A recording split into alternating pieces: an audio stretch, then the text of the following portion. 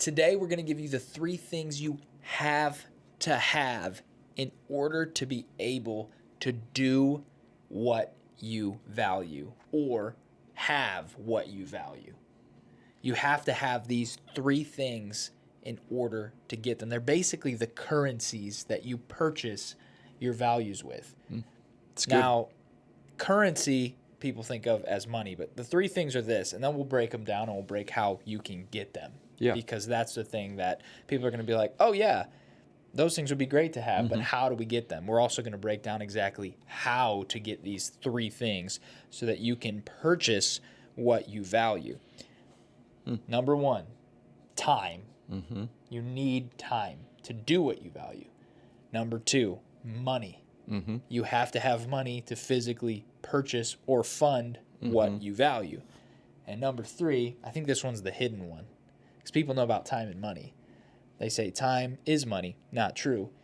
But time is required to do what you want to do, and money is required to have what you want to have. But the third one, the secret one, is energy. Energy is required to make money and to be able to utilize your time. Yeah. It's like the one thing that you have to have that most people neglect or don't realize is a resource that you need to be able to purchase what you value. It's a currency. Yeah. And when you speak of values, that's really important because one of the things we emphasize in our course is determining your non-negotiable values. Absolutely. Because if you don't know what you value, then you're going to waste your time. Yep. If you don't know what you really value, you could also waste your money and energy as well. So it's important to know what you value. Yep, and you guys might be like, are these guys just trying to sell me a course? We have so many free episodes on YouTube that are going to stay free.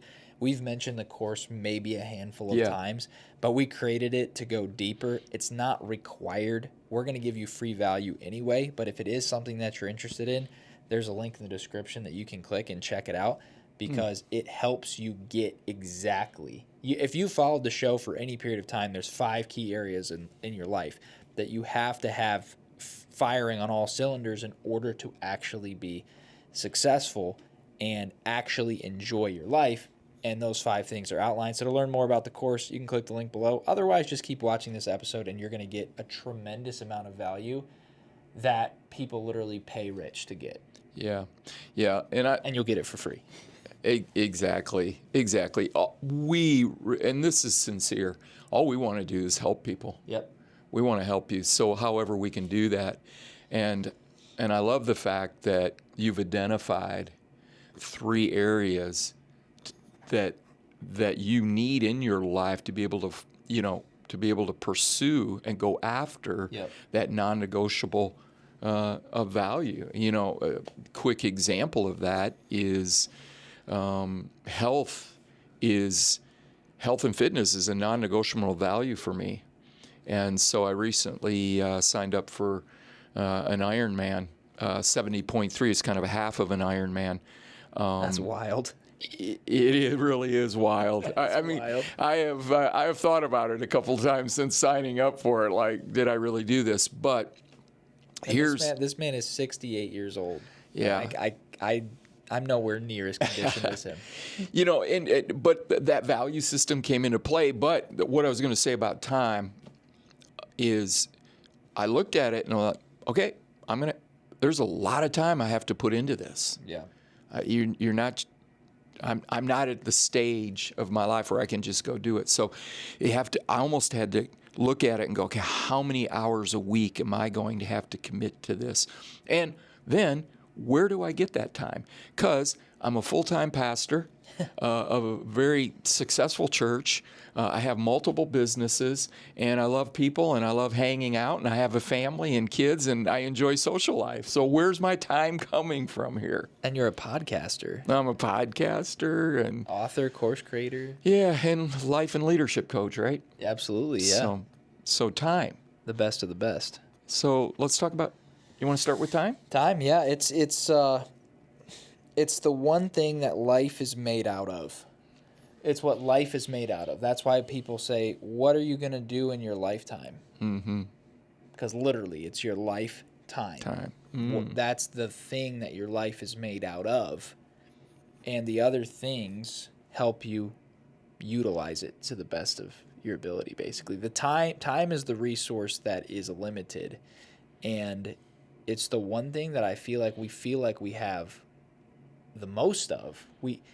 It's weird as humans, like we feel like we're going to have just an unlimited amount of time to get stuff done. That's why we kind of procrastinate and wait, because we'll get it done. Like there's so much time, but time is the one thing that there's not so much of, which is so interesting to me. We think of it backwards. We think so little money, but we have a ton of time.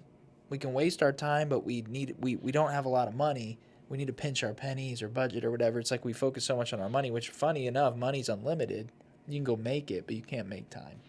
Yeah, and when you speak of time, we also talk about a lot in my coaching and in our course. I talk a lot about purpose. Yep. So what's your purpose? Because time is going to be filled in with what you value.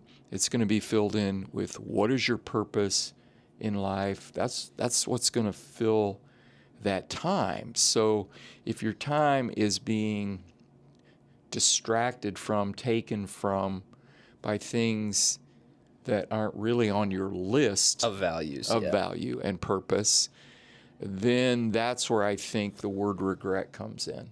Yeah. And people regret certain seasons and times in their life where they maybe weren't laser focused on their values and on their purpose.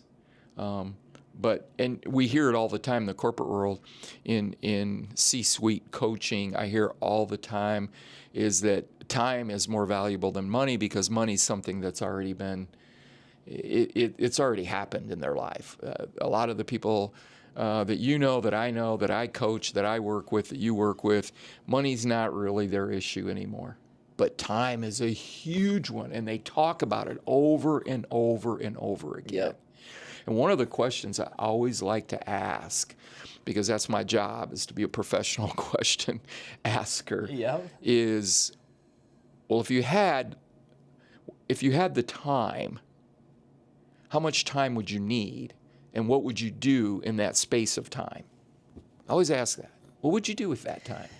So what he's saying is so it's like, you probably understand this concept, you've heard it before, but what we're talking about is discretionary time, which is time that is left over after the time that you already have committed to everything else to do what you value. It's the same thing as money. Discretionary money that you can utilize to buy something that you want, go on vacation, not just pay the bills, right? You have time that pays certain bills that you have obligations to, like your job, family, certain activities, etc. But just like you can go through your budget and be like, do I really want to be spending that much money on my house, my rent, my whatever? Like, do I really want to be spending that much money on this item that doesn't give me what I value? Same thing with time. You can reevaluate it. So let's talk about, how do I get more discretionary time? How do I get more time to do what I want to do? Assuming I know what I want to do. And assuming I know how long. I guess, yeah, and how long do I need, I guess? How do I know how much time I need? Because with money, it's easy. If I want to buy something, I know how much it costs. But with time, I don't know how much time things cost or should cost. So I'm going to give you my opinion on this, because in the world of performance, there's a myriad of answers to this question. So I'm going to throw it out there, and let's work with it in your life specifically. I'll be like the coach, okay? Yeah. So I don't use the term time management anymore. I use the term life management. And it goes back to, what are you trying to accomplish in your life? What do you want to do? And I'll give you an example, and then we'll do a little coaching. But here's an example. I told you this before we jumped on the podcast. I'm working on my evening routine. Yep. I got my morning routine down. But since training for the 70.3, I've noticed that I can't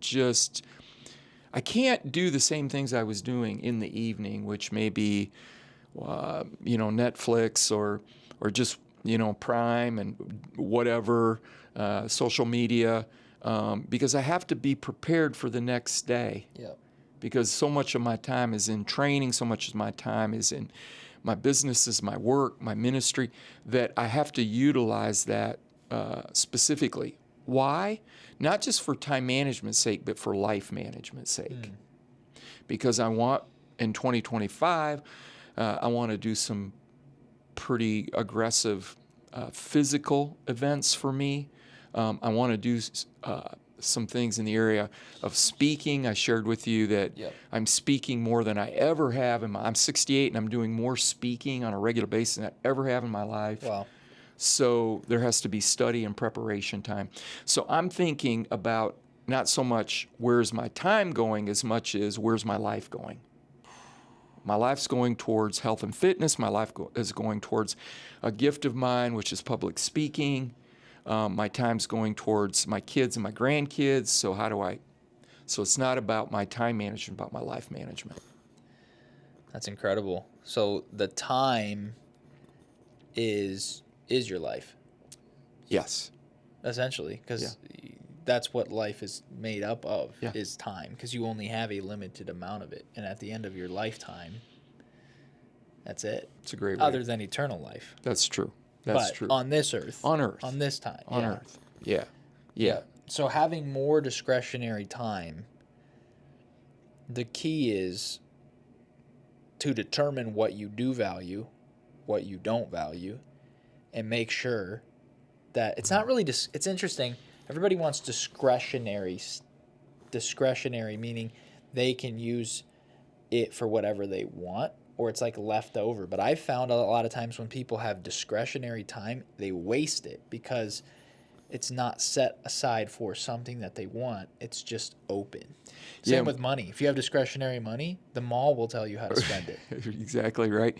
And we talked a little bit about this before we jumped on the podcast, but I know, and we might be jumping ahead to the energy factor, but let's look at it from a time perspective. You would like to be able to have quality time with your family when you go home. Yep. That is what, and I don't even know if I would call that discretionary or not, but it's after your day is ended of doing what you do to make a living and what, makes you tick. You value family, and we're back to value again. You value family. You got a little baby girl and your wife, and you want to make sure that time with them doesn't blow by, and you're looking at your little girl and she's 16, and you go, where'd that go? Yeah. That happens a lot. It does happen. Yeah. So really the key to having more of this thing that you have to be able to purchase your values, time, is to make sure, since it is limited and you cannot make more of it, you have to make sure really carefully, more importantly than probably any other of these three keys, is you have to make sure that your time is not being wasted and or spent on things that you don't value. And it sounds simple, but most people don't do it. And here's something interesting, because I spend a portion of my discretionary time looking at is my time being spent on things I value? I know that's kind of rounding around the mulberry bush, but no, that's a genius hack that people probably never. You gotta, whatever is measured can be managed, and if you're never measuring it, you're never managing it, and then it's just running its own course. Yeah, good way to put it. So let's talk money. Mm-hmm. So you got time, you got money, and you got energy. Those are the three things that you need to be able to purchase what you value in life. So money. This one is a challenging one, because although money is unlimited, meaning that it can be made, like you can create it, it's not like time. That's why you've got billionaires and you've got people that struggle to have any money and live in poverty, is because it's something that is unlimited. Now, there are circumstances that make it harder for, in certain countries, there are laws and regulations where you can't go out and just get money. But in America, it's one of the freest enterprise countries on the planet, and most of the people that listen to our show are probably in America. So in America, money is something that can be there's no limit to what an American can get in income legally. Right, right. And really, my belief system when it comes to money is the only barrier is the mind. Yep. And so we put lids, but I'm going to drive it right back because I always do this. You know, I'm gonna drive it right back to what do you value? You know, because you typically you will strive for income or producing at a level of your value system and what you need to live that value system out. And so in a way that's liberating too. Like, because, you know, for some people, a vehicle is a status symbol, and so they're going to put a lot of money towards a vehicle that has a status symbol to it. To me, I'm just not there. You know, I'm like, who is it? Warren Buffett or somebody? I just, you know, my drive my cars till they drop. Yeah. But Same here. there's places I spend money. People probably would say that's excessive. You know, and where I'm at in life, my wife and I, we look and we go, man, we put a lot of money towards health and fitness, towards supplements, through equipment, through infrared, through this, that, or the other, you know, cold pools. I mean, because it's a value. And because as we get a little older, we value relationships, we value travel, we value activity, and we want to be able to do that. So we have to put our money towards that. But some people may think it's excessive, but it's not. It's what you value. A big thing for me when it comes to money, because it's such a tricky subject of like, how much money do I need? How much money do I need to make? Like, what, blah, blah, blah, blah, blah. Well, first of all, I think the easiest way to figure this out is go through a list of making sure that the things you value are actually the things you value, and not what really clever marketing companies or luxury car companies have told you to value, because that could be a distraction, just like your money your time gets sucked away by Netflix and Prime and all these people who are so good at telling you what to do with your discretionary time in order to show you advertisements to tell you what to do with your discretionary money. Yeah, right. And thereby taking all of your discretionary energy. Basically, if you're not serious about your life, if you're not intentional about what you want to do, a lot of other people are very intentional with what they want you to do. And they will tell you what to do, and you will end up doing it. So the real key to all three of these is to flip the script on that and determine what are your non-negotiable values, which is one of the biggest things in the course. And in coaching with Rich, that we discover, because it's not always obvious what my values are. Because I might have thought before coaching, one of my values was driving a Corvette, because it was something that was a goal of mine, but I really don't actually value it that much. Like they're cool, right. But now I've driven a Corvette. I don't own one, but I've driven one, and my car just got hit. I've been driving a 2011 Impala for so long. It just got hit. We paid $8,000 for it total, and the insurance company's giving us $6,000. I've driven it for 10 years. I did the math. I paid like 67 cents a day for that car. But it was such a good car. It got me A to B. I built my businesses in that car. I drove to client meetings in that car. I sold deals in that car. Like, I had this mentality, like, if I show up in this car, people aren't going to want to work with me in my business. And then I realized that people don't care about me at all. That's or right. my business. That's good. They only care about their problem. Yeah. And if I can solve it in an Impala, great. If I can solve it in a Range Rover, great. If I can't, Yeah. don't talk to me. Like, I realize people don't care. No. And the reason I wanted stuff is because I was told that people would care and treat me better and my life would be better if I had it. But I was driving a really nice Jeep Grand Cherokee as a rental car. And I'm like, man, like, I was so obsessed with that car. I wanted it. And then I drove it around for a week. And I'm like, A to B. No fundamental change in my life. Right. No fundamental change whatsoever in my life. And I immediately got off the high horse of, I got off of wanting a new car. Now I'm like, I just want something that's A to B. Right. Because if I tie up all this money in a car, something I don't actually value, if I tie up all that money in a car, now I can't use that money to buy something I actually value.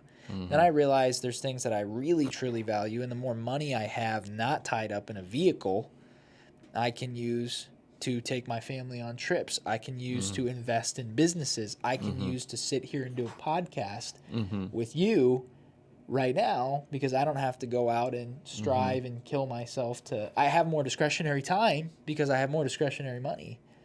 And with that more discretionary time and money, I can actually do what I value, because it costs time and it costs money to do what I value. But the car companies, they want my money so they can do what they value. And I'm not saying it's bad to have a value of having a new car, but I'm talking about cars because I've seen car payments be the difference between freedom and not freedom in so many people's lives. Yeah. And I don't know why I'm going down this car tangent, but I've literally seen that $500 to $1,000 car note be the difference between somebody being able to start a business and somebody working a job for 30 years. And I just love the fact that you've identified your personal value when it's come to transportation, because, right, that's a big part of where money goes. It's the second largest expense most people have. Yeah. Their house and then their car. Yeah. Or cars. And we could, and we could, yeah, sorry. No, you're good. But we could say the same thing about, living. True. Some people have a value system. They like to have a certain size house in a certain location, et cetera, which I have no problem with whatsoever. Other people, that's not a real strong value system. So if they've got a roof over their head, they're good to go. But once again, who's making that value system for them? Yeah, make sure it's you making it. There you go. There you go. Yep. Yeah. And sometimes it's hard to know what you value because you have been, your brain is programmable, and it's being programmed all the time. But the cool thing about it is you are in control of it. You have the freedom of choice and free will, but if you don't act on that, you'll start adopting societal values because you want to maybe fit in or you want to make somebody happy. But what's crazy is the people who make our society are the crazy people. I shouldn't say crazy people, but like Elon Musk is inventing what you live in with how electric cars are being driven, and you want a Tesla because he went out and made them cool and marketed them, et cetera, et cetera. It's like, make sure you're not falling for somebody else's value and adopting it as your own. It's one of the things that will kill you slowly, and you might not even notice it, and it'll steal your time, money, and energy. Yeah. And there are clients I have that have seemingly done what needs to be done when it comes to money, and they have the money to supply almost, it seems like, anything and everything that anybody would want. But there's an area of their life that the money could not help them with. So in your value system, you have to know that pursuing one thing might be saying no to another. Yep.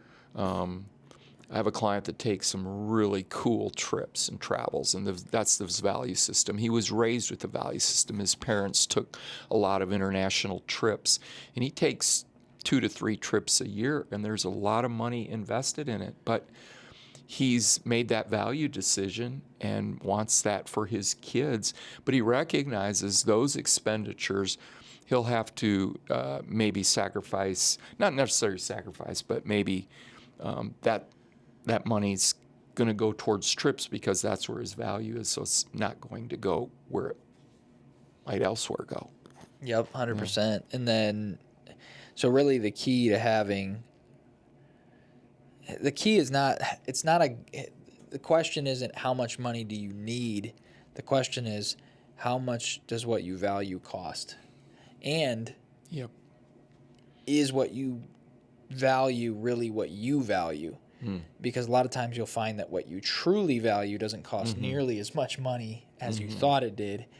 And then you're finding yourself sitting at a Chick-fil-A with your wife or husband and kids having just as much fun because you're peaceful, you've got some money in the bank, you're driving a nice enough car, you live in a fine house, but you're not stressed out like some people who roll up in a car they can't afford to Disney World that they can't afford, to stand in lines that suck their time up and eat a meal that is strapping them and they're paying for it on debt, thinking that's what they wanted. Where then you're way more happy sitting in a Chick-fil-A with your family on a little date day, hanging out, and then going home to a home that isn't strapping you. You're making strides financially towards what you value. So just make sure you know what you value. Yeah. And know how much what you value costs. Yeah. That's It's good. a lot less than you think it is. I pretty much can guarantee that. Yeah, that's good advice. And coming from a guy your age, we're 40 years apart, I think. That's really coming from a guy your age, though. 'Cause I got it from you. Yeah. That's what I love about this podcast. Rich Jr. Our age differences, but how we're coming together to talk about the key things in people's lives. And I know you save that best for last, right? The energy piece. Yep. And the one thing I'll launch us with this. The energy piece is this. The energy is the number one. Out of money and time, I value energy as number one. Could be my age and stage of life, because I know this: when I have energy, everything else around me flows. Yeah. I can produce income if I have energy. I can make my time. I can make the best of my time when I have energy. When I don't have energy, literally, I don't have anything. And the world revolves around energy. It's absolutely true. And they say Economically, yeah. in every way, right? And one little interjection is, with time, energy, and money, they say there's no shortcuts to success. Like, they say there are no shortcuts to success. That is not true at all. There's extreme shortcuts to success that'll take you there way faster. And that is by learning from people who already did it. Like a coach. Rich is my coach. He coaches lots of different people in business, actors, athletes in different stages of life. The course we created. I've bought a lot of courses. I paid for coaching. I've paid for coaching with Rich for years. It is a shortcut to success. Yeah. That's what's wild about it. It's like the reason it's a shortcut to success is not because Rich is magic. It's because he's 40 years older than me. He's 40 years of experience on me. And he can tell me what not to do and what to do. And then I shortcut to success because I get to learn from what he already learned. So I get to I get 40 years of experience without having to have it. Yeah. By having a coach. And that is something that gets you more time. It gets you more money, and it gets you more energy, especially Coach Rich Clay. It's one of the greatest decisions I've ever made. We don't get paid to make this podcast. I actively pay you a coaching bill every month, and I'll never stop because that's where I want my money to go. And I was thinking that the other day. I was like, people say there's no shortcuts to success. I'm like, no, there's extreme shortcuts to success. Wow. Like, you're learning from people who have already done it. They'll tell you what shortcut to take.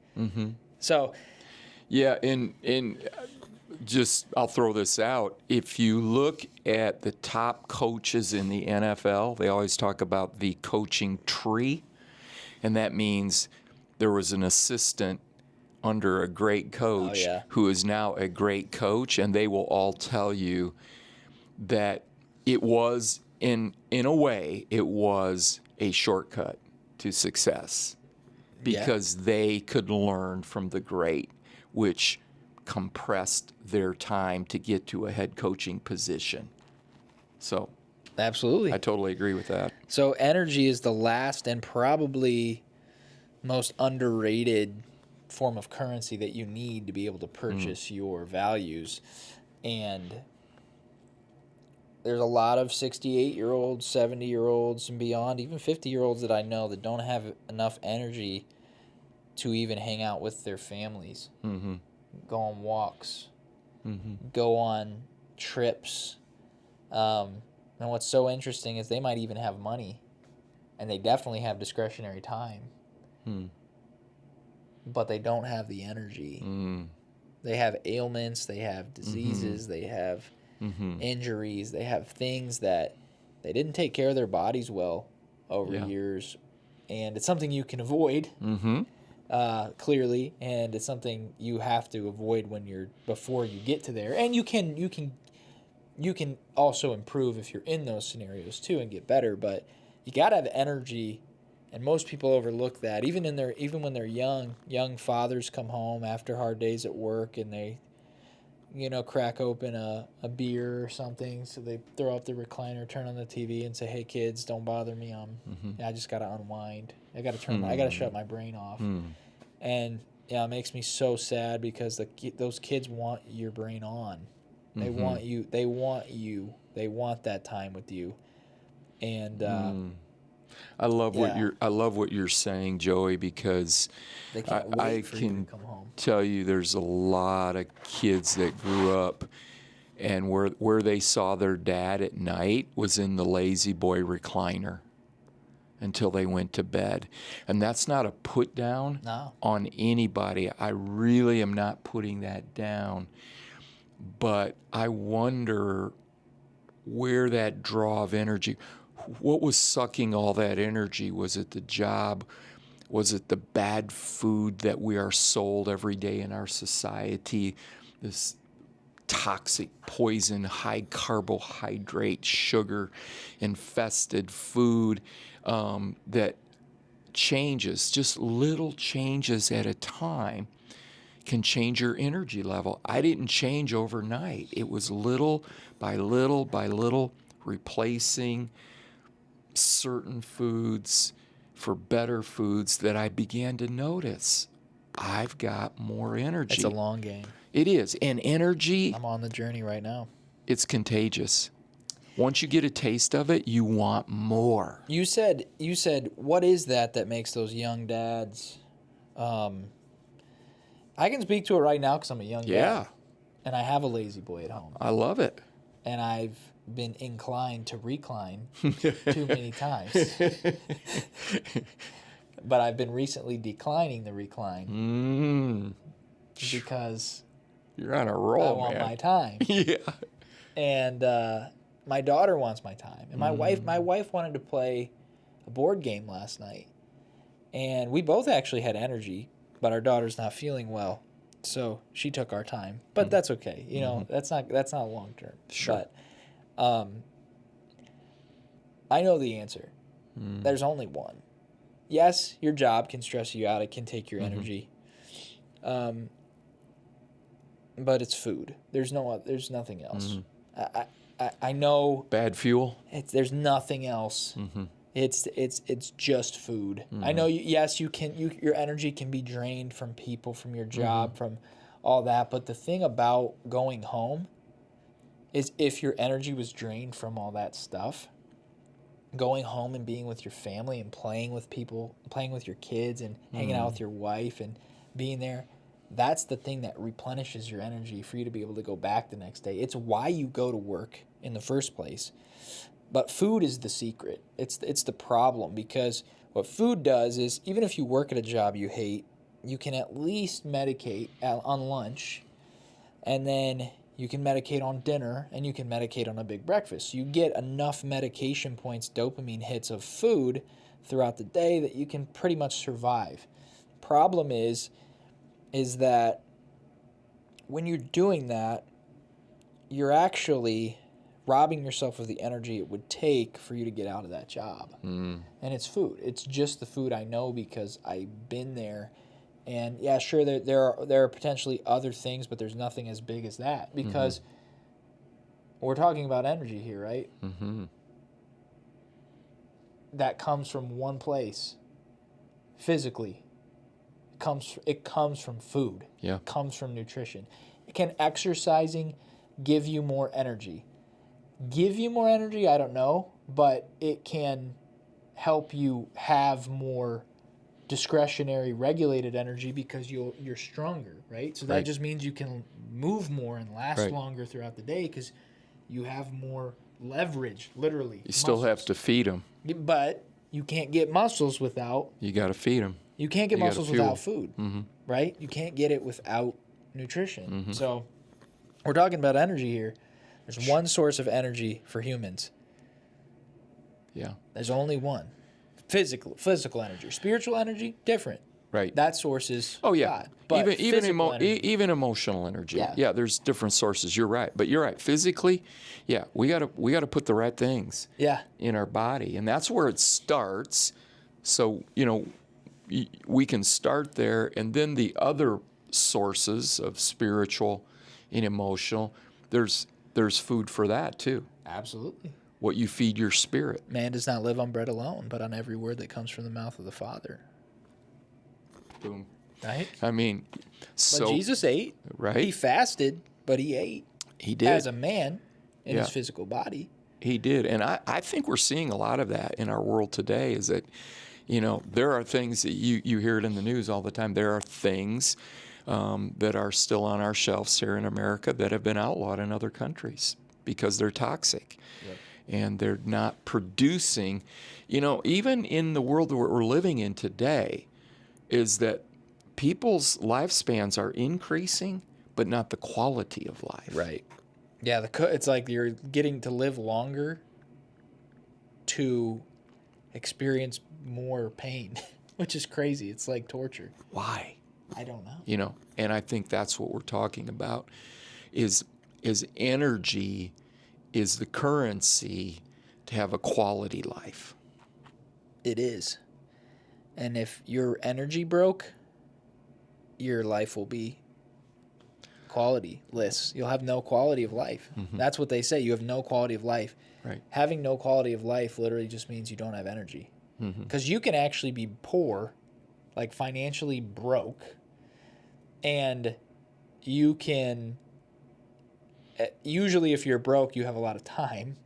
And if you have time and energy, you can actually still enjoy some things, because there's a lot of things in life that are free. Like, I don't know, breathing air is enjoyable, drinking water is enjoyable, smelling smells is enjoyable, seeing sights are enjoyable, looking at rivers and parks and walking is enjoyable. And if you're broke, you can actually, you can go to an impoverished country and people can actually be pretty enjoyable, because they say the best things in life are free, meaning that you already have more than you think you do. Would you sell me your arm No. for $1 billion? No. Trillion? No. So how much is your arm worth? More than money. So you're a trillionaire already. Yeah. Right? Because you That's right. you wouldn't sell that for $1 trillion, so Yeah. it's worth $1 trillion And or why? more. And why wouldn't I? You know I don't why? know. The reason I wouldn't is I might have $1 trillion to maybe even buy some bionic arm or whatever, but I wouldn't sell it because it would hinder what I value in life. What's wild is you would never be able to buy an arm that was as good as the arm you were born with, meaning God gave you more than anything on this earth could ever give you for any amount of money. You already have it. And that's like, when you realize you already have it all, everything in life becomes enjoyable. And then it's about, okay, well, what else do I have? What's crazy is you have the ability to get more out of your body. Like, your arm's awesome, right? But you can make it bigger. You can make it stronger. You can make both your arms stronger, your legs stronger, your heart stronger. And you're doing that right now, and you're training for a half Ironman. I mean, you can get more out of your body than you currently have. And a lot of getting more out of it actually has to do with what you're putting in it. So the outputs you get is directly proportionate to the inputs you put in. And you're far more of an expert on this than me. I'm just super passionate about it right now because I'm a young dad and I want that energy. And I've been changing my diet over the course of 3 or 4 years that we've been working together, and I'm noticing the energy that I'm getting. Yeah, and I think far different than what it was. And I think it would all go back to the questions that I would ask you because, I mean, there's some great nutritionists out there, and I always like to follow different nutritionists because I think that's important. But if I don't have a purpose or a value for it, that's why people are not looking at energy seriously because they're using carbohydrates and sugars to get them through the day. Yep. If you talk to somebody that's down in energy drinks, it gets me through the day, Yep. Well, right there, I'm going to look at and go, well, is there something of more value than just getting through the day? What do you really love? What do you believe in? What do you value? What would you like to do with your life? Then you start to get to that. Then you have a reason for putting better things in this machine, this magnificent machine called the body, designed to heal itself, designed to live for a lot longer than we're living, but not just in age, but in quality. Now now energy becomes a high value. Yeah, and what's cool about energy is what can get you more money and can get you more time. Totally. And it's the most in my opinion, the most underutilized of the three currencies. And what's so wild is it's also the most attainable. It's the cheapest. You can eat clean, and it doesn't have to cost you an arm and a leg. And Which is, if you eat dirty, it will cost you an arm and a leg. Exactly. And if you're watching this podcast, what a cool thing to be when somebody comes and says, "Hey, what's your goal for 2025?" More energy. That's my goal. But how many people do you hear people say, I want to make 6 figures. I want to lose 20 pounds. I want to go on vacation. But how many people say, I want to have more energy? And then there's a measurable way of determining if you have more energy. I want to have more energy because I want to do this in life with my time. Yeah, that's wild. So if you're going to set any goal in 2025, it might be a good one. Make sure it's what you value, of course. I imagine it is, though, because it's going to help you pay for what you value. I would make sure the number one thing you go after this year is more energy, because from energy, you will get more time and you'll get more money to do what it is that you value. Any closing thoughts? Energy pays for what you value. Whoo! Yeah. It's the currency, right? For what you value. Dang. I would just say, if it's something that you've never thought about, and this podcast has helped you come to what I would call like a revelation of energy, I think it could be freeing, because energy doesn't cost you anything. You just have to focus on it, and then you have to look at where your energy is being drained from and how you can put energy into your body, like Joey was saying, physical. What are you eating? What are you putting in there? It may be an emotional thing. It might be a spiritual thing. But now you can start to look at, what am I feeding myself that's producing energy? Chicken and rice doesn't cost very much, but its wages are great. It pays you really well in the form of energy currency. And energy currency is the most valuable. Actually, it's what supports economies. Mm-hmm. Totally, right? What does the world go to war over? Energy. Energy. Always has, always will. So if you're at war with yourself, it's likely it's not a money issue or a time issue. It's probably not even really a relationship issue, faith issue. It's probably energy. It's probably an energy issue. So thank you so much for joining us on this episode of Rich to Wealthy, where we're not trying to just help you get rich financially. Right. Money only. We're trying to help you get rich in the 3 currencies so that you can support the 5 key areas of your life: your relationships, your money, of course, your health and fitness, your faith and spirituality, and your purpose. Those all require the 3 currencies: time, energy, and money. So thanks so much for joining us on this episode. Again, if you want more, if you want to be coached by this guy, he'll give you shortcuts to success, to time, money, and energy that you can't get anywhere else. And if you don't want to be coached by him, or maybe don't have the full resources to, he created a course. We created it together, but it's his method. We created it together to bring this to the world so that everybody can afford it and get this coaching method that I said, if they don't want to be coached by you, that sounds rude, but you know what I'm saying, right? You can get this coaching method for not a lot of money, but it's going to give you a ton of time, it's going to give you a ton of energy, and it's going to give you more money. Yep. So click the link somewhere in the description to check out the webpage. That'll tell you a little bit more about the course. Otherwise, you're going to get so much value just by joining us here on these free podcasts that we bring to you. The only thing you have to pay for this show with is your time. Right? But we're going to give you money, energy, and time back just by listening and give you shortcuts to success. So thanks so much for joining us, and we'll see you on the next episode of Rich to Wealthy.